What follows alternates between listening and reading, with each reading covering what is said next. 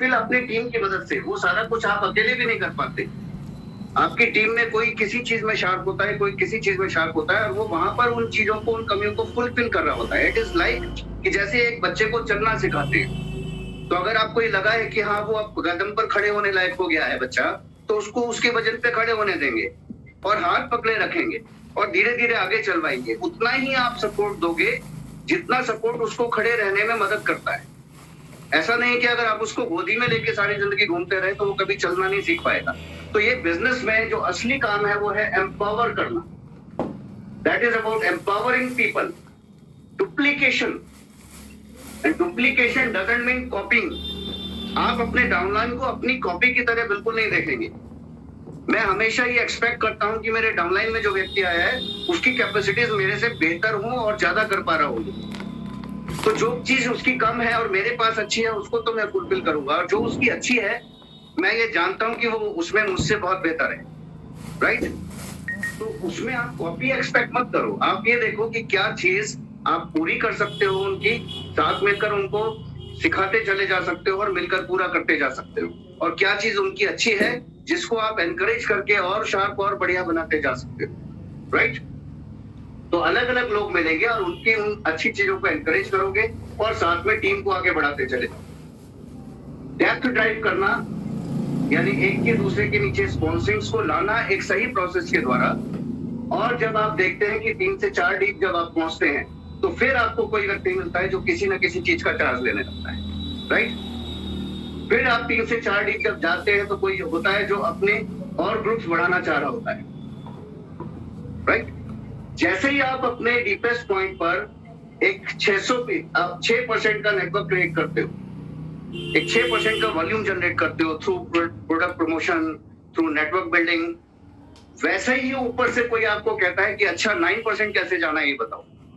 तो कई बार आपका जो लीडर जो आज आपको दिख रहा है कि कुछ ज्यादा नहीं कर रहा, वो लेटर ऑन उठकर आएगा। कब आएगा? जब आप उस लैग में वजन बढ़ाते चले जाओगे और सक्सेस क्रिएट करते जाओगे कहीं ना कहीं। जैसे ही आप नई सक्सेस दिखाते हैं उस सक्सेस को प्रमोट करो।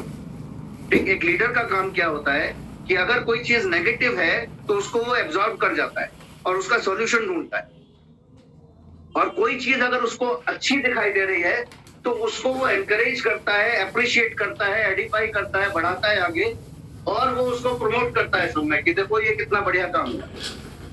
ठीक? आप जिस चीज को बढ़ाना चाहते हैं उसके बारे में बातें जा रहा था। ये पावर ऑफ स्पोकन वर्ड है। आप जैसा चाहते हो वैसा बोलना शुरू कर दो प्रेजेंट में कि ऐसा हो रहा है। ठीक है ना?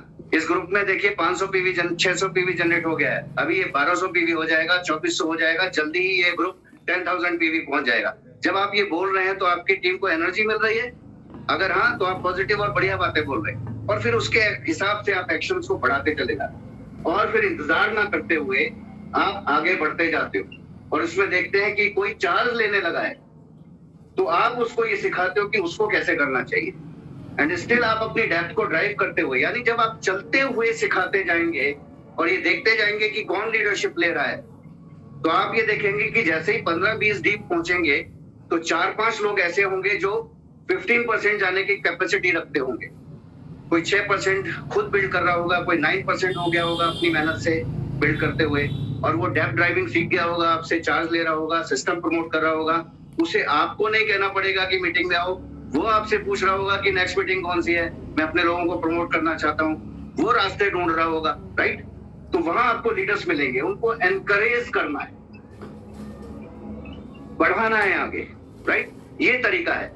तो ऐसा करके जब आप 3 से 4 ग्रुप्स में बढ़ते हैं तभी हम कहते हैं कि एक बार में ड्राइव तो 3-4 ग्रुप्स को ही कर पाओगे। तो फिर बहुत सारी लैक्स, हाँ पूछो अपलाइन से, आज की डेट में जब आप 3-4 ग्रुप्स को सिखा रहे हो, ड्राइव कर रहे हो, डिमॉन्स्ट्रेशन करना सिखा रहे हो, उसके साथ साथ बाकी ग्रुप्स भी इन्वॉल्व रह सकते हैं आपकी जूम मीटिंग्स के अंदर। तो एक साथ 3-3, 4-4, 5-5, 6-6 लैक्स भी सीखती रह सकती हैं। बट मेजर एक्शन फोकस आपका वहां होगा जहां लोग सीखने लग रहे हैं, फॉलो करने लग रहे हैं, और आप उनके साथ मिलकर डुप्लीकेशन क्रिएट करते चले जा रहे हो। Duplication is the key to success. जब आप ये टीम क्रिएट कर रहे हो तो क्या होगा? आपको लीडर्स मिलेंगे, और लीडर्स की क्वालिटी क्या होती है? वो रिजिड होते हैं, वो अपने हिसाब से करना चाह रहे होते हैं चीजें। ठीक? और इसमें कोई बुराई नहीं। तो आपको ये समझना होगा कि अगर वो रिजिड है तो उसमें लीडरशिप तो है कहीं ना कहीं। पर ये देखें कि वो रिजिड किस चीज के लिए है। एक लीडर जो है सही दिशा को पकड़ने के लिए, सही रिजल्ट्स के लिए जो जरूरी चीजें हैं उनके लिए रिजिड हो जाता है बिल्कुल, कि ये करना जरूरी है, ये करना है, ये मैं करके ही देखूंगा। और वो फ्लेक्सिबल हो जाता है उन चीजों के लिए जो गैर जरूरी है, बहुत मैटर नहीं करती है लॉन्ग टर्म के अंदर, ठीक है ना। जैसे कई बार पर्सनैलिटी क्लैशेस होते हैं आपस में। इस बिजनेस में अगर कार्डिनल्स टूटते हैं, ईगो मैसअप होता है, तो ईगो मैसअप का एक ही कारण होता है, 99% it is nothing but the personality clash. ये मेरी तरह क्यों नहीं बोलता, ये जोश में क्यों नहीं बोल रहा, ये ऐसे क्यों नहीं बात करता, इसने इस तरह कैसे कह दिया मुझे, ठीक पार्ट है। तो जब आप किसी के साथ चल रहे हैं तो थोड़ा सा स्मूथ होकर पहले ये समझें कि उसकी अपनी पर्सनैलिटी क्या है और उसको कहां और कैसे चेंज किया जा सकता है।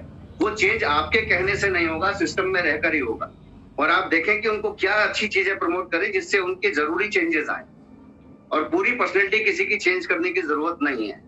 एक अच्छा लीडर आर्टिस्ट वो है जिसको जैसी शेप की चीज मिलती है वो उसमें से वैसी ही बढ़िया वाली शेप निकाल देता है।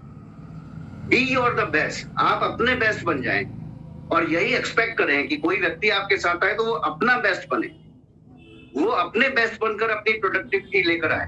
ठीक, मैं राम राकेश जी की तरह से वो पोटेंशियल नहीं रख सकता जिस तरह से वो बात करते हैं, ठीक है ना। या नंदा जी का जो कैलिबर है वो मेरे पास नहीं होगा। ठीक, हो सकता है मेरे पास कुछ ऐसी चीज है जिसे वो नहीं कॉपी करना चाहेंगे, लेकिन वो मैं बेटर ढंग से कर सकता हूँ। ठीक, तो इसका मतलब ये नहीं है कि हम सब मिलके काम नहीं कर सकते। इसका मतलब ये है कि हम सबको मिलके काम करना ही चाहिए, तभी हम अपने आप को कंप्लीट कर लेते हैं। ओके, एंड दैट्स हाउ हम एक टीम क्रिएट करते हैं जिसमें हर कोई एक दूसरे को कंप्लीट करता है, कंपीट नहीं करता। तो जो टीम आपको कंपटीशन नहीं दे रही, आपस में कोई रॉन्ग कंपटीशन नहीं दे रही, टांग खींच नहीं रही है एक दूसरे की, बल्कि एक दूसरे को अपलिफ्ट करने का काम कर रही है और एक दूसरे को कंप्लीट कर रही है, वो टीम आपकी सॉलिड टीम होती चली जाएगी। दैट्स हाउ आप होम टीम बनाते हैं, दैट्स हाउ आप एक बिजनेस टीम बनाते हो। और उसमें आप एक सिलेक्शन करते हो उन लोगों का जो आपके साथ मिलकर कदम बढ़ा सकते हैं। और जब इसमें एक लीडर, आप अगर एक लीडर हैं और आपका अपलाइन आपके साथ मिलकर काम कर रहा है, तो फर्स्ट थिंग आप एक अच्छे चूज करने वाले भी हो। उस अपलाइन के साथ जरूर काम करें जिसकी इंटेंशन आपकी ग्रोथ में है, जो आपको सिखाना चाहता है, अपने एक्सपीरियंसेस देना चाहता है। उसका अल्टीमेट एम ये है कि आपकी सफलता बन जाए। कई बार इसमें क्या होता है, मैं जब कार्डिनल रूल्स की बात कर रहा हूं तो कार्डिनल क्या चीजें बिजनेस को खराब करती हैं वो समझना जरूरी है। Number 1, money mess up. पैसा सबके पास है लेकिन उसका मैसअप नहीं चाहिए। ठीक, लेकिन जब कार्डिनल रूल्स की बात कर रहे हैं तो ये समझें कि इस चीज का चांस ही नहीं बनाएंगे तो सबसे बढ़िया है। पैसे के मैसअप का चांस ही ना बनाओ। कोशिश करो कि ट्रांजैक्शंस इतने क्लियर रहे कि उसका चांस ही ना बनता हो कि पैसा गया और फंस सकता है या अटक सकता है या किसी को मजबूरन फंसना पड़े। उसमें क्लैरिटी रखना सबसे इंपॉर्टेंट। लेन देन आपस में बहुत सारे लोगों के चलते हैं, आपस में बिजनेसेस पहले से होते हैं, तब इस बिजनेस में आते हैं, वो उनके ट्रांजैक्शन चल रहे होते हैं, बट इस बिजनेस के रिगार्डिंग आपका ट्रांजैक्शन क्लियर रहना चाहिए, उसमें कोई मैसअप्स नहीं होने चाहिए। ठीक है ना। मैसअप्स का मतलब ये नहीं कि आप किसी की हेल्प के लिए कहीं राजी नहीं है, वो आपके पर्सनल चॉइसेस हैं, पर्सनल रिलेशनशिप्स हैं। मैसअप वो है जो एक दूसरे को दूर करेगा, मैसअप वो नहीं है जो एक दूसरे को पास लाएगा। राइट, तो जो चीज दूर करती है उससे दूर हटना है। ओके, सो मनी मैसअप ना हो, ईगो मैसअप है जो बिजनेस को खराब करता है। सबसे ज्यादा जो बिजनेस को खराब करने वाली चीज अगर आज तक देखी गई है तो that is ego mess up. Right, ego कैसे बनती है? पर्सनैलिटी क्लैशेस होते हैं, 90% टाइम पर्सनैलिटी क्लैश है। हम एक दूसरे को अपने जैसा बनाने की कोशिश में लगे होते हैं। राइट, वो गलती है। सिस्टम उसको बदलेगा, जरूरी चेंजेस लाएगा और उसको पनिश करेगा। उसमें कहीं ईगो की जरूरत नहीं है। एक ईगो ये होती है, मैं इस टीम का लीडर हूँ जी, मैं ऑनर हूँ, ऑनरशिप आपने ले ली। ऑनरशिप का मतलब हमने जिम्मेदारी समझने के बजाय हमने अधिकार समझा। ऑनरशिप का मतलब सिर्फ अधिकार नहीं है कि ये टीम जो है 50 लोगों की टीम हो गई है जी और ये 1200 पीवी का बिजनेस करने वाली मैंने टीम क्रिएट की है, now I am the leader. इसमें मैं काम नहीं करता है जी, ये तो मेरी टीम फिलॉसफी है। ऐसा मैंने बहुत बार सुना कि कोई है, साल हो गया 1200 पीवी से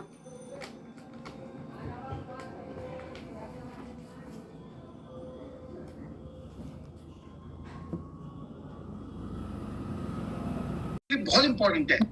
कई बार लोग को समझ नहीं आता, बट सारे लोगों को इन चीजों को बड़े ध्यान से सुने, बिकॉज ये चीजें बड़ी रेयर होती हैं और बहुत एक्सपीरियंस के बाद और बहुत बड़ी समझ के बाद अगर किसी को समझ आ जाए तो उसके बाद कोई पोजीशन तोड़ नहीं है। Over to Sachin. Thank you sir, wonderful. और ये एक्सपीरियंसेस हम तो राकेश जी और हम तो हमेशा पिछले, आप ये समझो कि 2 दशकों से हम चीजों को देखते और समझते आ रहे हैं, तो इसमें हमें बहुत क्लैरिटीज पहले भी थी और आज भी है। आप ये समझिए कि मैं इसमें बहुत डेप्थ में इसलिए नहीं जा रहा हूँ क्योंकि ये एक्चुअली 9% या 12% एंड अबव का टॉपिक ज्यादा हो जाता है डेप्थ में जाना, कि कैसे डेप्थ ड्राइविंग करते हैं। बट मैं ये बोलूंगा कि इट्स अगेन नंबर गेम। अगर आप सही प्रोसेस, सही तरीके से किसी एक ग्रुप में 100 डीप जाते चले गए, मतलब 100 का नंबर क्रिएट करते गए, एक के नीचे एक लीडर्स को लाते हुए, उनके लैग्स को खुलवाते हुए, उनको सिखाते हुए, जिस दिन आप 100 डीप तक पहुंचोगे तो आप देखोगे कि उस लैग में आपको 20, 21, 22 ऐसे लोग मिल गए हैं, 20 से 25 ऐसे लोग मिल गए हैं जो उस अपने बिजनेस का चार्ज लेना सीख गए और आप खुद बिल्ड करना सीख गए। और जिस टीम में 25 लोग ऐसे आ गए हैं वो 10,000 पीवी जाएगी, कोई रोक नहीं सकता उसको। दिखा डाला। ये ज्यादा मैटर क्या करता है कि आप कितने ज्यादा बंच ऑफ लीडर्स क्रिएट करते चले गए और उनको कैसे बंच में सिखाते चले गए। तो इसलिए अटके उलझे मत पड़े रहे। कई बार यही कुछ चीजें सीखने लायक होती हैं। जब हम 12% पे होते हैं, 9% पे होते हैं, तो हम अक्सर यही बात नहीं सीख पाए होते हैं कि डुप्लीकेशन लगातार क्रिएट करते कैसे चले जाना है, रुकना नहीं है। और हम चंद लोगों में उलझ जाते हैं और उसे ही हम अपनी फ्यूचर और अपना सक्सेस मान लेते हैं। और वो लोग भी आपको देख देख कर और उसी पीवी को बार बार देख देख कर वहीं सिमटे रह जाते हैं बार बार। तो इंपॉर्टेंट चीज है वो डुप्लीकेशंस को क्रिएट करते चले जाना, टीम को बनाते चले जाना, नए एग्जांपल्स दिखाते चले जाना, और आप देखोगे कि लेटर और सूनर जो आज है उससे ज्यादा पावरफुल नेक्स्ट आने वाला है। वो आने वाला नेक्स्ट जो है वो उससे ज्यादा पावरफुल होता है, उससे ज्यादा एफिशिएंट नजर आ रहा होता है, उससे जल्दी चीजों को एडॉप्ट कर रहा होता है और आप आगे बढ़ते चले जाते हैं। दूसरा, सिर्फ आप ही, जैसे ही मैं बोला मैंने, वैसे ही मैंने टीम खत्म कर ली समझो, क्योंकि मैं अकेला पूरी टीम को कंप्लीट नहीं कर सकता हूं।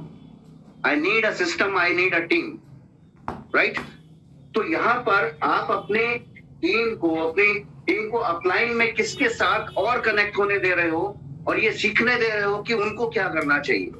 अगर आपकी फिलॉसफी ग्रोथ लाती चली जा रही है तो उसको कसे पकड़ लो, ग्रो करते चले जाओ। अगर अटक रहे हो तो you need to learn something. और देखो कि अपलाइन में कौन ये इंटेंशन रखता है कि आपकी ग्रोथ आए, किसको आपकी सक्सेस में अपनी बड़ी सक्सेस दिखाई दे रही है, ओके।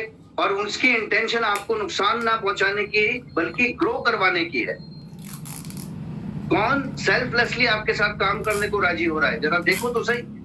और जैसे ही आप उनको देख पा रहे होते हो खुली आंखों से, वैसे ही आप उनका एक्सपीरियंस ले पाओगे और वो ऊपर से ये देखकर बता पाएंगे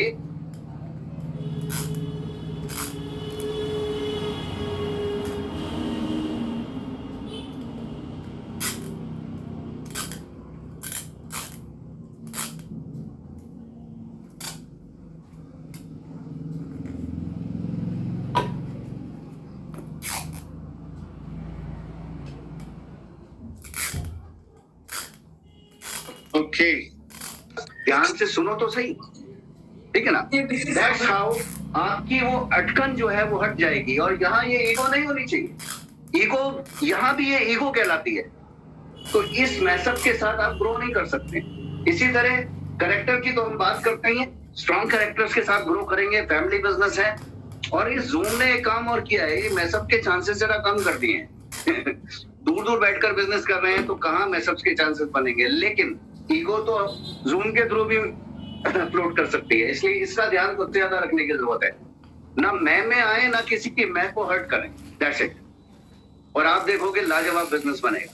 इसी तरह बात करने के लहजे भी ठीक कर लेते हैं। डेल कार्नेगी ने बहुत चीजें सिखाई उस बारे में। किताबें पढ़ें, जरा मित्रता का महत्व पढ़ें, डेल कार्नेगी की बुक्स को और पढ़ें, ठीक। थर्ड थिंग जो है नेगेटिव्स। जब आप बिल्ड कर रहे हो तो सबसे महत्वपूर्ण बात क्या है कि आपके दिमाग में क्या चल रहा है। जो टीम आपके दिमाग में चल रही होगी वही आगे दिखाई देगी। आप अगर एक बड़ी टीम को ग्रो होता हुआ देख पा रहे हो और उसमें देख रहे हो कि एक से एक सॉलिड लीडर्स हैं, तो वैसे ही लोग आपको ऊपर वाला देना शुरू कर देगा, टेस्टिंग करेगा आपकी। उल्टे सीधे लोग भी आएंगे, कुछ ना कुछ ना करने वाले, तंग करने वाले भी आएंगे, बट इवेंचुअली आपको वो मिलने लगेगा जो आपको चाहिए। अगर आप कंटिन्यूअसली उसी थॉट को अपने दिमाग में बसाए हुए हो कि ये नेटवर्क ऐसे एक्सपेंड होता हुआ नेटवर्क, पूरी दुनिया में फैलता हुआ नेटवर्क, और आपको वो लोग मिलने लगते हैं जगह जगह से, चीजों में बदलाव आता है, दुनिया में बदलाव आता है, और आपका बिजनेस ग्रो करने लग जाता है। कैसे होता है? I don't know, it is led by God. ये बिजनेस की लाजवाब बात क्या है कि इस बिजनेस में वो खेती वाले नियम काम करते हैं। आप जो बीज बोओगे वही काटोगे, जैसा बोओगे वैसा काटोगे। अगर आप गेहूं बोओगे तो गेहूं मिलेगा, अगर आप अपनी टीम में डुप्लीकेशन डालोगे आपको बढ़ता हुआ डुप्लीकेशन मिलेगा। आप लोगों को रिगार्ड करके दिखाओगे अपलाइन टीम का, तो आपकी टीम आपको रिगार्ड करके दिखाएगी, राइट? आप अपनी टीम को अपनी बड़ी टीम से कनेक्ट करोगे तो आपकी डाउनलाइंस अपनी टीम को आपसे कनेक्ट करके रखेंगी। आप देखेंगे कि जैसा बोओगे वैसा ही मिलता रहेगा, ठीक? जितना बोओगे उससे कई गुना ज्यादा मिलेगा। आज आप कुछ गड़बड़ करनी शुरू करो और कल आपकी टीम उससे 10 गुना गड़बड़ करके दिखाएगी आपको। आप लिख के रख लो इस चीज को, ठीक है ना? ये चीज बहुत इंपॉर्टेंट है। प्रोटेक्ट करना टीम को एक अलग चीज है, लेकिन मैं की वजह से उसको समेट के रखना इस दूसरी चीज। और ये दोनों का फर्क आपको समझना पड़ता है कि एक माहौल में आप उस टीम को प्रोटेक्शन दे रहे हो या सिर्फ अपनी ईगो सेटिस्फाई करने के लिए उसको मैं कर रहे हो। ये मैं खास तौर से कह रहा हूँ। और ये दिक्कत अक्सर 12%, 15% कहीं आते आते आती जरूर है। और यहाँ अपना माइंडसेट को चेंज करने की जरूरत होती है। Change is the key to success, ये समझना है, ठीक? वो चेंज जो है, आप एक चीज इस बिजनेस में लिख के रखिएगा, इसको बिल्ड करते करते अगर आप कहीं अटकने लगे हैं और अटके ही पड़े, तो चेंज कहां लाना है? आपकी पर्सनैलिटी का कोई ट्रेट है जो आपको बदलने की जरूरत पड़ गई है। कोई एक ऐसा ट्रेट है आपकी पर्सनैलिटी में जिसे आप चाहकर भी बदल नहीं रहे। The day you start doing it, वैसे ही सारी दुनिया में आपका डिफरेंट डिस्प्ले आना शुरू हो जाएगा और आपकी टीम ग्रो होती चली जाएगी। So it is the cause जो है ना, वो रीजन जो है वो हम खुद हैं, ठीक? इनिशियली एक्शन जो है, कई बार कुछ लोगों को शुरू का बिल्ड करने में बड़ा टाइम लगता है। मुझे भी 5-6 महीने लगे पहला नेटवर्क क्रिएट करना शुरू करने में ढंग से, लेकिन उसके बाद पता नहीं, देरी नहीं लगी और होता चला गया। ऐसा बहुत कुछ ऐसा हुआ। तो आप प्रिपेयर्ड होते हो आगे के स्टेप्स के लिए, आपके अंदर ऑलरेडी बहुत से गुण होते हैं, पर शुरू में कुछ एक्शन है जो आप नहीं कर रहे होते। और हमने अपनी पर्सनैलिटी में कुछ चेंज किया, करनी शुरू की जो नहीं करते थे, ठीक है ना? हमने वो सब सीखा जो हमें करना चाहिए था लेकिन कर नहीं रहे थे, चेंज लाए उस चीज में। मैं लोगों से टॉकेटिव ना था, मैं आज भी नहीं हूं। मैं अगर इस बिजनेस के अलावा किसी और विषय में बात हो तो मैं शांत रहता हूँ। मेरे पुराने फ्रेंड्स का एक व्हाट्सएप ग्रुप है, मुझे नहीं कहना चाहिए लेकिन मैं एक एग्जांपल दे रहा हूँ। तो उस व्हाट्सएप पे पता नहीं कितने कितने क्या क्या मैसेज आते रहते हैं, मैं कभी रिस्पॉन्ड ही नहीं करता। बट पीछे किसी ने वो देशी विदेशी करके एक प्रोडक्ट वो एमवे को लेकर डाल दिया था और उसके बाद अगली सारी चैट्स मेरी ही थी, ठीक है ना? उसके बाद फिर किसी को बोलने की जरूरत थी नहीं, मैंने ढंग से फिर समझा ही दिया। जबकि पिछले 5-6 साल में जब से वो ग्रुप बना है, मैंने कभी एमवे का नाम उस पर नहीं लिया है, क्योंकि वो हमारी पुरानी हिस्ट्रीज हैं जिसकी वजह से हम बात नहीं करते हैं उस बारे में। But nobody can offend me like this. तो मैंने जरा सही भाषा में सही ढंग से उनको सारे फैक्ट्स और फिगर्स रख दिए, ये मेरा काम था। तो इस बिजनेस के अलावा मैं आज भी लोगों से बात नहीं कर पाता हूँ, लेकिन बिजनेस के लिए बात करना हमने सीखा, डेवलप किया। इसी तरह यहाँ पर आपकी अपनी पर्सनैलिटीज में कुछ होगा जब आप अटक रहे होंगे, ठीक है ना? आज भी हमें कुछ सीखने की जरूरत है ताकि हम और तेज ग्रो कर सकें, ठीक? इस जूम मीटिंग पे आने में शायद मुझे 1 महीना लगा, लेकिन लगने के बाद फिर मुझे कोई टाइम नहीं लगेगा कि मैं इसको फटाफट डुप्लीकेट करता जाऊं, बिल्ड करता जाऊं। एक बार लीडर को समझना में आना चाहिए कि उसकी कमी क्या है और वो चेंज किया उसने जैसे ही, उसके बाद कोई दिक्कत ही नहीं है, फिर आप ग्रो करते चले जाएंगे।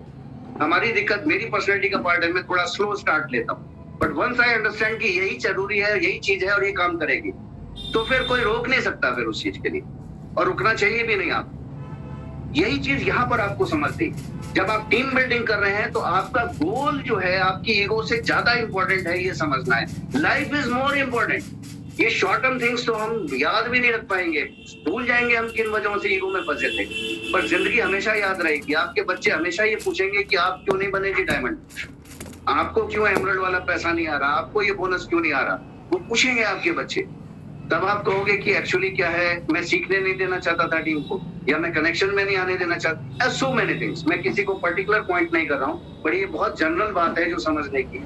सो टीम को ग्रो होने दें और देखिए हमेशा ढूंढे कि कहां से ग्रो हो सकती है वो, और वो राइट इंफॉर्मेशन, राइट टच बनने दें, and it should be a right touch. कई बार रॉन्ग टच रॉन्ग डायरेक्शंस दे देता है। इस बात का मतलब आप अपने टीम लीडर्स से समझिएगा, वो आपको वक्त आने पर जरूर समझाते जाएंगे कि राइट टच और रॉन्ग टच का मतलब क्या है यहाँ पर, ठीक है ना। So be in connection with your leaders, और आपका एक ह्यूज नेटवर्क बनने जा रहा है। मैं ये बिलीव करता हूँ कि ये साल ट्रिमेंडस ईयर होने वाला है। ये लॉकडाउन ने तो हमें 5वां गियर दे दिया, हो सकता है 6ठा गियर भी हो हमारे पास आज। This is a flying gear. इसको अगर आप सही ढंग से यूटिलाइज कर सकते हो, आज इससे टीम बहुत तेजी से क्रिएट कर सकते हो। But believe me, team create करने के साथ उस टीम को, क्योंकि आप डायरेक्ट टच में नहीं आ पा रहे हो, तो सिखा पाना थोड़ा सा पहले से टफ होगा। बट सीडीज को प्रमोट करना बहुत आसान है। आप तरह तरह के लीडर्स की सीडीज जब देंगे तो आप ये समझ जाएंगे। जब हम बहुत सारी सीडीज सुनते हैं तो हम बहुत सारे लोगों की पर्सनैलिटीज को देख और सुन पा रहे होते हैं जो सक्सेसफुल हो रहे हैं, और वैसे ही हमारे दिमाग में एक बड़ी इमेज नेटवर्क की बनती चली जाती है। कोई चीज हमारे लिए हर्डल नहीं होती और हम बड़ी टीम सोच पा रहे होते हैं, बड़ी सक्सेस सोच पा रहे होते हैं। तो दिमाग में आप जितना बड़ा सोच पाएंगे, ठीक है ना, दिमाग को आप जितना संकुचित होने से बचा पाएंगे, ब्रॉड सेंस में सोच पाएंगे, उतना ही जल्दी आपकी बड़ी सक्सेस बनती चली जाएगी। कोई आपको रोक नहीं पाएगा, कोई हर्डल बीच में नहीं आएगा। हर आने वाली टफ सिचुएशन आपके लिए एक नई अपॉर्चुनिटी का साधन बन जाएगी, and it's going to happen. Wish you all the best. आप लोगों को बहुत जल्दी platinum, emerald, diamond, ALS tips आएंगे, उसमें खूब मजा करने वाले हैं। दुनिया खुली जानी है, 1 साल में 2 साल में एंजॉय करने के लिए खुलनी है। आप तैयार हो जाएं और वो रिवार्ड्स पॉकेट करते जाएं। Get rich. Wish you all the best. Over to Ram Rakesh ji and Sandeep ji, please.